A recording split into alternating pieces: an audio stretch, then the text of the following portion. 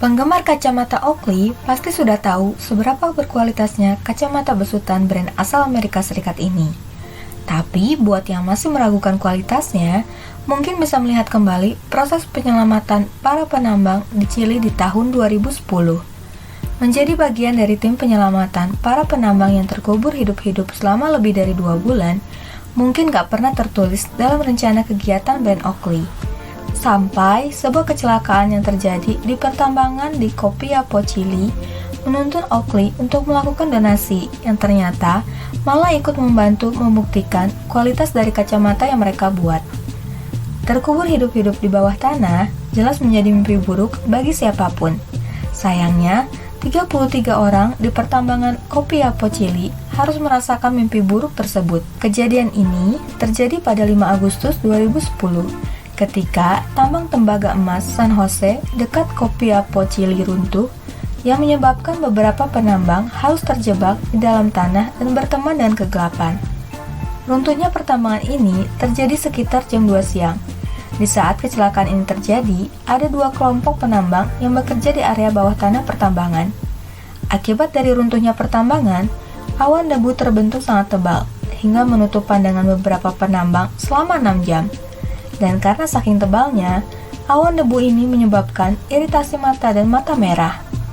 Beruntungnya kelompok penambang pertama berada nggak jauh dari pintu masuk tambang, sehingga mereka bisa berhasil keluar dan selamat.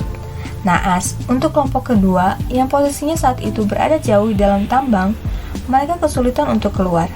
Alhasil, 33 orang pria yang meliputi pekerja lokal dan karyawan subkontrak ini harus terjebak di dalam tanah. Luis Urzúa, salah seorang penambang yang terjebak, merasakan bahwa mereka dalam bahaya jika hanya diam. Putus asa dengan keadaan yang ada. Ia lalu mengumpulkan para pekerja ke dalam sebuah ruangan aman bernama pengungsian. Dengan berusaha tetap tenang, ia mengatur para pekerja dan sumber daya yang ada agar mereka bisa tetap bertahan. Sementara, di atas area pertambangan, keesokan harinya, tim penyelamat sudah mulai dikerahkan. 130 tim penyelamat diturunkan dan mulai menggali lewat lubang ventilasi terowongan. Menteri Pertambangan saat itu, yakni Lawrence Goulburn, seharusnya dijadwalkan untuk melakukan kunjungan ke Ekuador. Namun, ia lebih memilih membatalkan kunjungannya. Ia bergegas menuju lokasi tambang, memimpin aksi penyelamatan. Beberapa hari tim penyelamat bergerak, tapi belum ada tanda-tanda yang bisa menjadi petunjuk keberadaan para penambang. Barulah pada 22 Agustus 2010 terdengar ada langkah kaki di penggalian kedalaman 2.260 kaki. Dan syukurnya, saat bor ditarik tertancap sebuah catatan yang menuliskan, "Kami, 33 orang di dalam sini, baik-baik saja." Catatan ini menjadi kabar gembira, bukan hanya bagi para keluarga atau tim penyelamat, tetapi juga untuk seluruh dunia. Karena insiden ini diliput oleh banyak jurnalis dari dalam maupun luar negeri. Keesokan harinya, makanan, air, serta obat-obatan mulai diturunkan.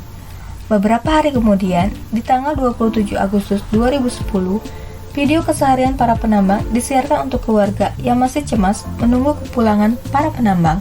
Dan barulah di tanggal 31 Agustus 2010, tim penyelamat mulai membor lubang untuk melakukan uji coba penyelamatan yang pertama. Namun, penyelamatan nggak langsung bisa dilakukan.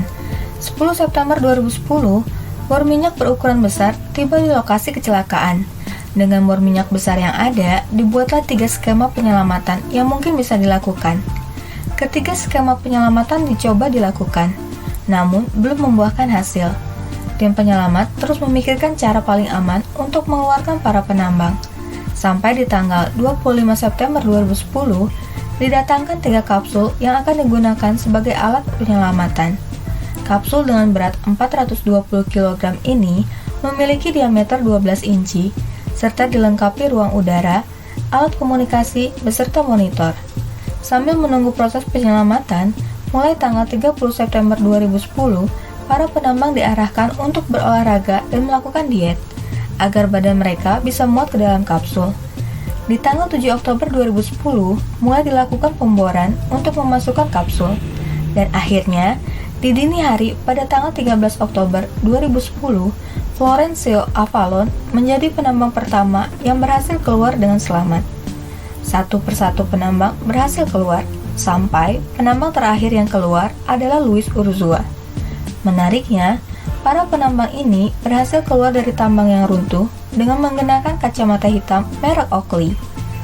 Bukan untuk gaya-gayaan ya, pemakaian kacamata hitam ini dijadikan sebagai pelindung mata saat mata mereka beradaptasi dengan cahaya dari luar pertambangan.